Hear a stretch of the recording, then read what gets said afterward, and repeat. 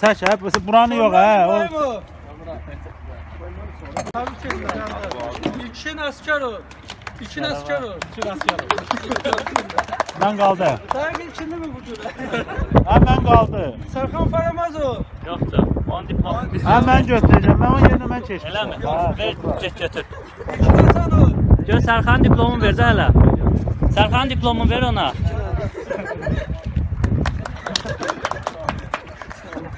Gəl tut ilkin Hasan onu. Gel belki. Tamam Arşinler. Günay Aliyeva. Yaxşı zaman böyle çəsin. Sayları yaxşı işləyinə görə. Şeyden şurada. Bu soğuk havada 2 tane kız çalıştılar. Şeyler hakkında bunlara sertifat şuraya baklama. Almız özümüz alsın. Sən də biraz salatlar izlət çək. Belə durun, sertifikat tutun, belə durun. Yaxın dur da, elə bir küsülürsən, ortada dur.